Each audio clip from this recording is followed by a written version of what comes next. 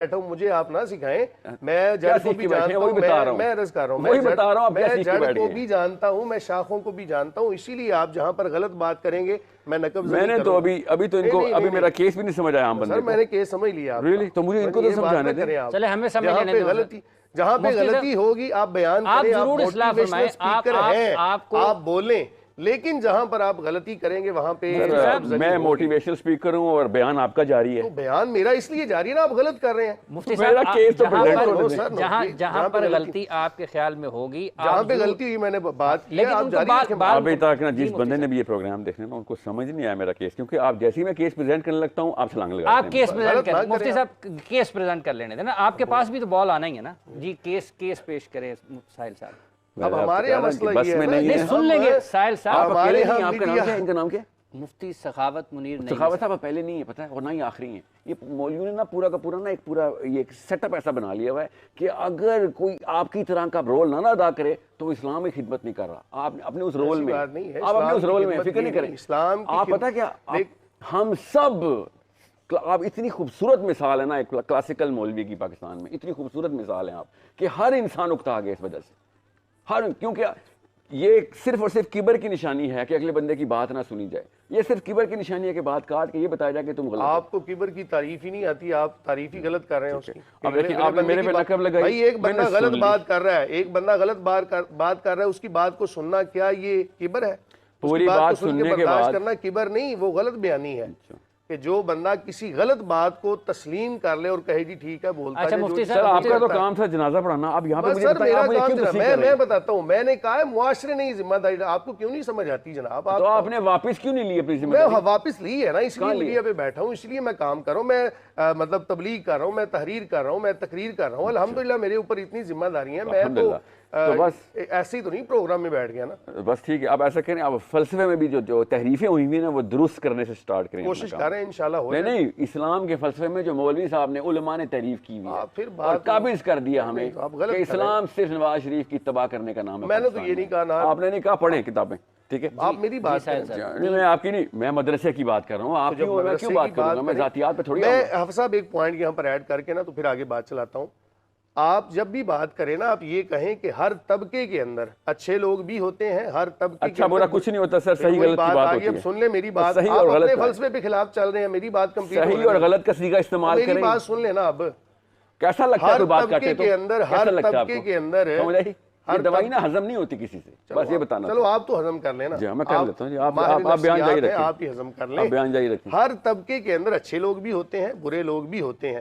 صحیح اور غلط پوائنٹ کو, صحیح اور غلط, اور بات ایک یہ نا, کان ادھر سے پکڑ لو ادھر سے, بات تو وہی ہے نا. اچھا برا ہونا یہ صحیح غلط بات تو وہی ہے نا, کہ ہر طبقے کے اندر اچھے بھی ہوتے ہیں برے بھی.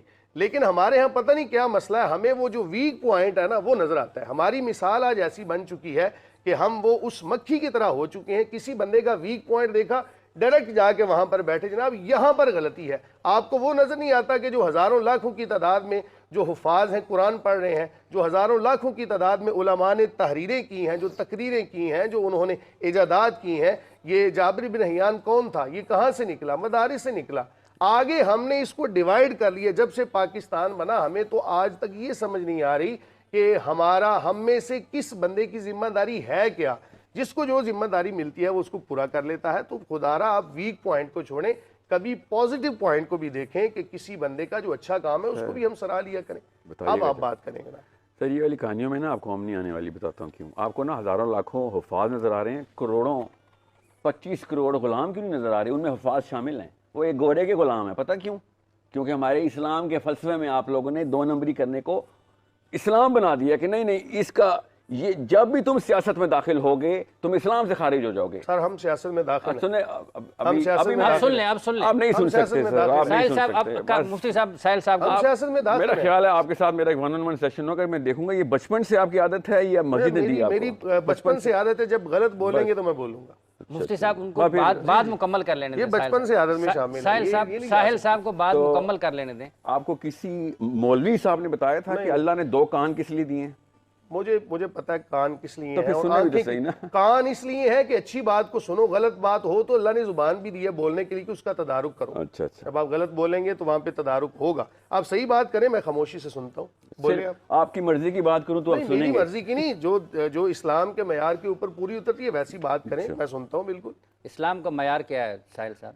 اسلام کا معیار ہے کہ صرف نبی علیہ السلام کی سیرہ کو ایز از پوری دنیا پہ نافذ کیا جائے، یہ اسلام کا معیار۔ اس کا معیار میرا محمد ہے، ٹھیک ہے؟ معیار کا مطلب میرا نبی ہے صلی اللہ اور کچھ بھی نہیں۔ اس لیے وہ معیار بار بار توڑ رہے ہیں نا، تو اس لیے میں ان کی وہ سرزنش کرنے کی کوشش کر رہا ہوں کہ داڑھی کلا رکھ کے محمد کی سنت کے خلاف تو نہ جاؤ نا بھیا، یہ تو نہ کرو نا۔ میڈیا آپ کو نا اس طرح کی حرکتیں کرنا زیب دیتا ہے، آپ کو نہیں دیتا۔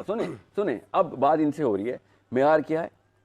نبی صلی میرا اللہ نبی علیہ صلی اللہ علیہ وسلم۔ اب میرے نبی صلی اللہ علیہ وسلم نے کیا کیا؟ سب سے پہلے سیاست کی۔ میرے نبی نے پوری دنیا کو اپنی اتباع پہ لگایا، صحابہ کرام نے اسی اتباع دنیا کو اپنی اتباع سے ہٹنے نہیں دیا، یہاں تک کہ پھر حسین اور یزید کا واقعہ ہو گیا۔ اور اس کے بعد ہمیں اب یہ بتایا جاتا ہے کہ جو مرضی طاقت اس وقت جیسی مرضی تمہارے سر پہ آ جائے، چاہے وہ زانی، شرابی، ظالم، جو مرضی ہو، اس کے خلاف نہیں جانا، کیونکہ اس کی اتباع کرنا جو ہے نا، وہ جو تمہیں پناہ دے رہا، اجازتیں دے رہا، وہی اسلام ہے تمہارا۔ یہ ان بات کو ان کو بھائی صاحب کو ان کے لیول پہ پتہ نہیں ہوتی، یا بڑے علماء کے لیول کے اوپر جو کتابیں لکھتے ہیں نا اور وہ سند دیتے ہیں، وہ ان کی سند کی کافی سارے لوور ٹیئرز کے اندر مسجد آتی ہے، اس مسجد میں لوگ کچھ سیلف لرننگ کر رہا ہو اور اس کو پتہ نہ ہو کہ اوپر اصل میں 2 نمبری کس جگہ پہ کس نس پہ ہوئی ہوئی ہے۔ اس لیے میں کہہ رہا تھا جس دن کسی بڑے علماء کو بلائیے گا، میں ان کو بتاؤں کہ لکھنے والے لوگ کیوں 2 نمبری کرتے ہیں۔ یہ تو پڑھنے والے لوگ ہیں، انہوں نے تو کرنی ہی کرنی ہے، کیونکہ ان کو تو پتہ ہے یہ اپنی سند کو آپ اپنے کبھی بھی سند کے خلاف نہیں جا سکتے۔ یہ اصل میں ہمیں نہیں سنا رہے ہیں، یہ اپنے سند لکھنے والوں کو، اپنے اسکالرز کو سنا رہے ہیں کہ دیکھو میں کتنا اچھا تمہاری سند کا پورے کے پورے پائیدان پہ کھڑا ہوا ہوں، اور میں نے حق ادا کیا ہے کہ میں جو بھی فرقہ ہے، میرا جو بھی فرقہ ہے، اس کے اوپر میں نے اپنے عقیدے کو بھی ظاہر کیا، میں نے اپنے امتزاج کو بھی، اپنے منہج کو بھی ظاہر کر کے بتایا، تاکہ میری سند کا حق ادا ہو گیا۔ اصل میں سند آتی ہے پیچھے سے۔ یہ یزید نے یہ پراپر سازش کے تھرو مسلمانوں کو پوری طریقے سے خسیس کرنے کے لیے کہا تھا کہ تباہ تمہارا کام ہے۔ کس کی تباہ؟ اگر میں کلمہ پڑھتا ہوں تو جو مرضی میں کر لوں، مجھے اجازت ہے۔ میرے حسین کو میں نے کہا تھا نہیں، یہ کام نہیں کرنے دوں گا بھائی، تو کلمہ پڑھتا ہو یا تو حاجی ہو، اگر تو غلط آدمی ہے تو تیرے خلاف تو میں جاؤں گا اور منظم کاوش کر کے جاؤں گا، اور وہی کاوش کر رہے تھے وہ۔ اس کو اسلام میں اب پوری طریقے سے ڈسون کر دیا گیا۔ اس لیے آپ نے دیکھا ہوگا مسجدیں اور مدرسے کبھی بھی کسی بھی حکمران کے خلاف کبھی بھی موومنٹ نہیں کر سکتے۔ اکیلے میں کوئی بات چیت کر لیتے ہیں، مگر دے نیور تھنک اباؤٹ کہ مسلمان پارلیمنٹ ہاؤس میں آئیں، سیاست میں آئیں، پوری طریقے سے ڈیموکریسی کے تھرو نہیں، پبلک مینڈیٹ کے تھرو پوری طریقے سے ایک فلسفہ، ایک دھاوا بول دے اپنا۔ مگر ہمارا فلسفہ جب پہلے سے ہی لاک کر دیا گیا اور ڈبے میں، اور اس کے اوپر چاہے وہ ریڈ لیبل لگائیں یا بلو لیبل لگائیں یا بلیک لیبل یا گرین لیبل، ڈزنٹ میٹر، اس ڈبے کے اندر جتنے ہی بندے ہیں اس کی اتباع میں رہیں گے۔ یہ ایک معاملہ بڑے لیول کے اوپر ہو رہا ہوتا ہے، ان کے ساتھ لڑائی کرنا اصل میں سیاست ہے۔ مطلب آپ کے خیال میں وہاں سے استعمال کی گئی چیزیں ہیں جس کے لیے نہ حسین ایکسپلین ہو سکتے ہیں، نہ امام مہدی۔ امام مہدی کیا الیکشن لے کے خلیفہ بنیں گے؟ ووٹ لے کے؟ سوچیں کیا حدیثیں ہیں، کیسے بنیں گے؟ کیا پہلے سے خلیفہ ہوں گے اور لوگ کہیں گے یہ تو وہ والا خلیفہ لگتا ہے؟ نہیں، وہ کسی خلیفہ کے اندر ہی یہ سارا کا سارا معاملہ کریں گے نا۔ مگر اس وقت کی ڈیفینیشن میں اس کو خروج کہہ دیا گیا۔ نہ امام مہدی ایکسپلین ہوتے ہیں، نہ حسین ایکسپلین ہوتے ہیں، نہ ابو حنیفہ ایکسپلین ہوتے ہیں۔ اپنے آپ کو پاکستان کے سارے مولوی حنفی کہتے ہیں، اور حنیفہ کو جب چیف آف آرمی اسٹاف نے کہا تھا نا کہ آپ ہمارے قاضی القضاء ہیں، تو انہوں نے کہا تھا باہر میں جا، مجھے پتہ ہے تو شہید کرے گا، تو مجھے آج مجھے پتہ ہے کہ تم مجھے آج شہید کرے گا۔ اور اس رات کو شہید کر دیا امام اعظم کو انہوں نے، مگر انہوں نے نہیں مانا۔ اور انہی کے ایک اسٹوڈنٹ نے، قاضی ابو یوسف نے سند سنبھال لی۔ اور اب میں اسی لیے کہتا ہوں پاکستان میں کوئی حنفی نہیں ہے، سب یوسفی ہیں۔ انہوں نے خود اپنی مرضی سے جانتے بوجھتے اپنے سیلف ویسٹڈ انٹرسٹ کو بچایا ہے کہ ہماری جان تو نہیں خطرے میں جا رہی نا، جہاں جان بچتی ہے تو ہمارے بن یاسر کو بھی اجازت ہے، ہم بھی اجازتیں لے لیتے ہیں۔ میں اس لیے کہہ رہا ہوں یا تو حسینی ہو جائیں۔ ساحل صاحب ان کے ایک مسجد جان بچانا بیٹا یاد رکھنا، یہ ہے اصلی۔ اللہ نے کہا تھا نا یہ وہ لوگ ہیں جنہوں نے اپنے نفس کو خدا بنا لیا، کہ جان بچانے کے اوپر اسلام ہر چیزوں کے اوپر، میری تو جان خطرے میں آ رہی ہے۔ آپ کے سامنے تھے جابر بن عبداللہ کی حدیث پڑھیں آپ۔ جابر بن عبداللہ اس وقت واپس آ رہے ہیں مدینہ جس وقت حسین مکہ سے نکل رہے ہیں، اور یہ واقعہ اتنا بڑا واقعہ ہو چکا ہوا ہے کہ حضرت ام سلمہ کو انہوں نے کہا، ایک ہی قبیلے کے دونوں، ٹھیک ہے، کہ حسین جا رہا ہے اور یہ باقی کے سب لوگ بیٹھے دیکھ رہے ہیں خالی۔ آپ بخاری کی حدیث پڑھیں، ام سلمہ کا جابر بن عبداللہ کے ساتھ ڈائلاگ کیا ہے کہ کس جگہ کے اوپر انسان نفسیاتی طور پہ کمپرومائز کرے گا اگر اس طرح کی کوئی بھی الاؤنس اس کو لینی آتی ہو تو, اس لیول پہ سینس ہو تو. اینڈ دونوں جاوید احمد اللہ is one of the top صحابیز. ام سلمہ ہماری ماں, ام المومنین, ماں بیٹا رو رہے ہیں, ایک ہی قبیلے کے ہیں دونوں. اینڈ دے آر لیٹنگ حسین علیہ السلام گو کہ بھائی یہ واقعہ ایسا ہے کہ اس میں حسین علیہ السلام نے کہہ دیا میں خطا پہ نہیں ہوں مگر خطرے میں ہوں, تم خطرے پہ نہ ہو, میں ایسا کرتا ہوں تم لوگوں کو خود اجازت دے دیتا ہوں کہ تم ابھی تیار نہیں ہو اس لیول کے لیے, مجھے اکیلا جانا پڑے گا. اور یہی ہوگا امام مہدی کے ساتھ بھی. میں آپ بتا رہا ہوں ابو حنیفہ کے ساتھ بھی یہی ہوا ہے. سچ بتاؤں پڑھیں گے آپ تو شافعی کے اوپر بھی گردن پہ تلوار ہی ملے گی آپ کو خلیفہ کی. لڑائی تو کرنی پڑتی ہے, جان تو جائے گی. اب وہاں پہ آپ حضرت ایوب خان رحمۃ اللہ علیہ امیر المومنین پاکستان میں ڈکلیئر ہوئے تھے. کس نے کیا تھا؟ مولویوں نے کیا تھا کہ یہ اس کو امیر المومنین بولیں گے تو نیچے کوئی حسین پیدا نہیں ہوگا. کیوں نہیں ہوگا؟ کیونکہ پھر خروج آ جائے گا اس کے اوپر, اس کے خلاف جانا. اب ایوب خان جس کی گرل فرینڈ امریکہ کے صدر کی پریزیڈنٹ تھی, یہاں پہ آتی ہوئی تھی, پاکستان میں شراب عام وہاں سے سٹارٹ ہوئی ہے, سارا کچھ دنوں میں. مگر خیر ہے سر, اسلام میں اس طرح کی حکمرانی کے خلاف کچھ بھی نہیں کر سکتے. تو میں نے کب کہا جا کے تلواریں اٹھائیں, لڑکوں اور لڑکیوں کو پولیٹیکل ایکیومن دے کے ٹیک اوور کروائیں بائی پبلک نمبرز. یہ لوگ بھی پبلک نمبرز کے ہی بھوکے ہیں, عمران خان, نواز شریف بھی. آپ لوگ اس پاور کو سمجھ نہیں رہے ہیں کہ ہمیں ڈیموکریسی کے علاوہ بھی یہ نمبرز پروڈیوس کرنے آنے چاہیے جو کہ ہیں. یورپ کو آتے ہیں, $100 بلین اسرائیل کا اپروو ہوا ہے. پاکستان میں کر سکتے ہیں؟ کیوں, پاکستان میں نمبر ہی تو ہیں. راستے میں کون آیا میرے اور پبلک کے؟ مدرسہ. جب بھی میں کہتا ہوں نا کہ بھائی فلسطین میں بچہ مر گیا ہمارا, ایک بچی چھوٹی 8 مہینے کی بچی ذبح ہو رہی ہے, مسجد کے مولوی صاحب کیوں چپ کر کے بیٹھے ہیں؟ حکومت کا کام ہے سر, ایک ہم سے تو سوال نہیں ہوگا. نعوذ باللہ, یہ اسلام سیکھا ہم نے. آپ کے سامنے ایک بچی ذبح ہو رہی ہو, اصلی میں کسی اور کی ماں آپ کو دعائی دے رہی ہے, اور آپ کہیں میرے نواز شریف نے منع کی ہے تجھے میں کچھ نہیں کہوں گا, اور یہ اسلام ہے.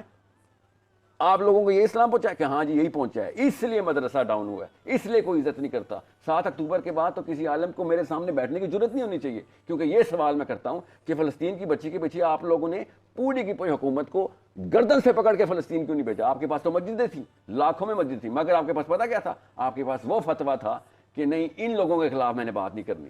ایسے فلسفے پہ بھی لعنت ہو, ایسی سوچ پہ بھی لعنت ہو کہ جو ایک فلسطین کے 30,000 بچوں, اور کیا اس سے بھی سخت, اس گولی سے سخت ہوئے الفاظ ہیں جو بچی کے 8 مہینے کی بچی کے گلی میں اسرائیل کی گولی لگتی ہے, اس سے بھی سخت الفاظ ہیں. محمد بن سلیمان کی بیعت کرنا سخت ہے یا پھر اس بچی کو مرنا سخت ہے؟ آپ مجھے بتائیں کون سی چیز زیادہ سخت ہے؟ بہت آسان کر کے میں بتا رہا ہوں آپ کو. سوال ہم سب کے دلوں میں ہے. اکتوبر کے بعد مجھ جیسے مسلمان کو نہیں چین آنا. میرے سامنے تو جب کوئی مولوی صاحب آتے ہیں تو میں ان کو یہ دیکھتا ہوں کہ بھائی عین موقع پہ چھپ کے بھاگ جاتے ہو, اور وہ بھی فتووں کی آڑ میں, اور سر پہ قرآن رکھا ہوتا ہے کہ اسلام نے یہ سکھایا کہ فلسطینیوں کو مرنے دینا ہے. یہ کون سا اسلام ہے جو ہم تو کفار کو مرنے نہیں دیتے؟ صاحب میری بات سنیں.